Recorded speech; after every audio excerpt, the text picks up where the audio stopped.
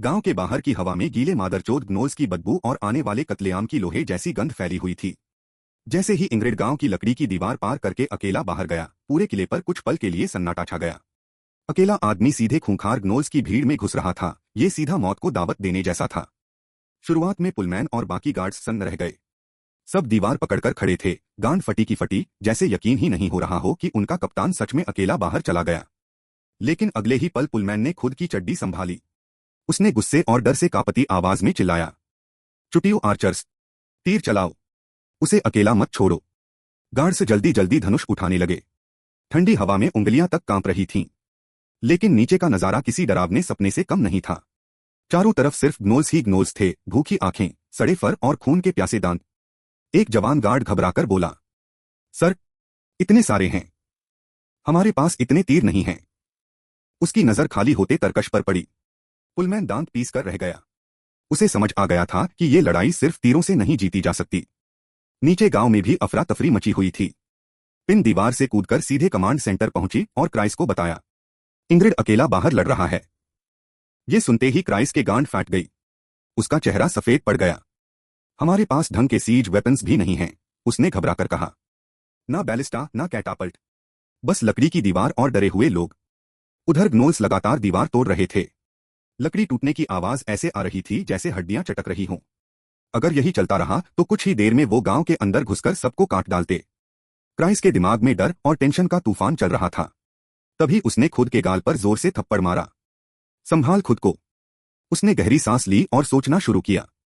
उसे एहसास हुआ कि इंग्रिड बिना प्लान के ऐसा नहीं करेगा। जरूर उसके दिमाग में कुछ चल रहा था। तभी क्राइस के दिमाग में आइडिया आया, अगर तीर खत्म हो जाएं, तो पत्थर फेंको। वो गांव के मुखिया की तरफ मुड़ा। मुखिया तुरंत बोला, गांव के पीछे क्वारी है, वहां बहुत पत्थर मिल जाएंगे। क्राइस ने तुरंत सबको आदेश दिया, हर आदमी मदद करेगा, बच्चे, औरतें, बूढ़े, कोई रंडी रोना नहीं करेगा। जो पत्थर उठा सकता है वो क्वारी जाओ। उधर बाहर इंग्रिड अकेला ग्नोल्स की भीड़ के बीच मौत बनकर घूम रहा था। 200 से ज्यादा बार मौत देखने के बाद उसकी चाल इंसानों जैसी नहीं रही थी। उसकी तलवारें ग्नोल्स को ऐसे काट रही थीं जैसे टोफू काट रहा हो। उसके साथ एस्थर भी थी, विशाल काली पैंथर। वो एक एक ग्नोल का गला सिर्फ एक काट में तोड़ रही थी। दोनों साथ मिलकर पूरे मैदान में कत्लेआम मचा रहे थे। लेकिन इंग्रिड सिर्फ लड़ नहीं रहा था, वो जानबूझकर ग्नोल्स का ध्यान अपनी तरफ खींच रहा था। उसे पता था जितने ज्यादा ग्नोल्स उसके पीछे आएंगे उनकी लाइन उतनी टूटेगी।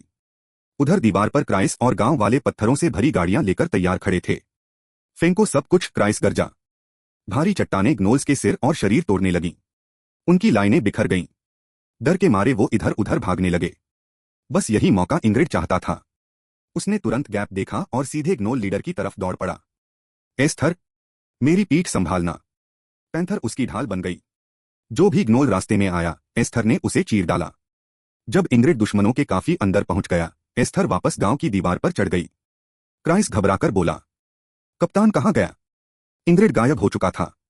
वो घास में छिपकर आगे बढ़ रहा था। पूरे शरीर पर ग्नोल्स का खून लगा लिया ताकि उसकी इंसानी गंध छिप जाए। रेंगते हुए उसे पिछले 200 आज याद आने लगे। बार बार साथियों की मौत, गांव वालों का कत्ल, और वो बच्चा जिसे वो कभी बचा नहीं पाया। उसने दांत भींच लिए। अब ये सब दोबारा नहीं होगा। आखिरकार वो ग्नोल लीडर तक पहुंच गया। वो मदरचोद एक बड़ी चट्टान पर खड़ा था। इंग्रिड ने अपनी सीटी बजाने वाली डैगर निकाली और ऊपर फेंकी। फ्वीश! आवाज सुनते ही लीडर का ध्यान उधर गया। बस उसी पल इंग्रिड पीछे से टूट पड़ा।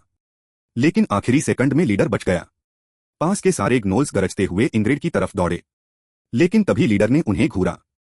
सिर्फ एक नजर, और सारे ग्नोल्स डर के मारे रुक गए। उसे खुद इंग्रिड को मारना था। दोनों के बीच जानलेवा लड़ाई शुरू हो गई। लीडर बेहद तेज था। उसकी जहरीली तलवारें हवा चीर रही थीं। लेकिन इंग्रिड 200 बार ये लड़ाई हार चुका था। उसे हर मूव पहले से पता था। तभी लीडर गुस्से में सीधा उसकी तरफ झपटा। गलती कर दी। एक ही वार में इंग्रिड ने उसकी दोनों कलाई काट दी। तलवारें नीचे गिर गईं। लीडर की आंखों में पहली बार डर दिखा। लेकिन इंग्रिड रुका नहीं। अगले ही पल, छन्नाक, उसने ग्नोल लीडर को बीच से 2 हिस्सों में काट दिया। पूरा मैदान शांत हो गया। सारे ग्नोल्स सदमे में थे। उनका राजा एक इंसान ने मार दिया था। दीवार पर खड़ा क्राइस ये देखकर हक्का बक्का रह गया। लेकिन खुशी ज्यादा देर नहीं टिक पाई। लीडर के मरते ही सारे ग्नोल्स पागल हो गए। वो चीखते हुए इंग्रिड की तरफ दौड़ पड़े। भागो कप्तान, पिन चीखी। इंग्रिड का दिल तेजी से धड़कने लगा।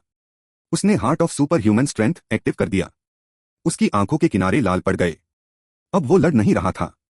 वो पूरी रफ्तार से गांव की तरफ भाग रहा था। लेकिन शरीर जवाब दे चुका था। गेट से थोड़ी दूर जाकर वो लड़खड़ा गया। पीछे पूरी ग्नोल सेना उसकी तरफ टूट पड़ी। इंग्रिड आखिरी लड़ाई के लिए तैयार हुआ ही था कि धड़ाम, गांव का भारी दरवाजा खुल गया। पुलमैन अपने आदमियों के साथ बाहर निकल आया। कप्तान, दौड़ो, रास्ता हम बनाएंगे। गार्ड्स ने ढाल और भालों की दीवार बना दी। इंग्रिड ने बची हुई आखिरी ताकत जुटाई और पूरी जान लगाकर गांव के खुले दरवाजे की तरफ दौड़ पड़ा।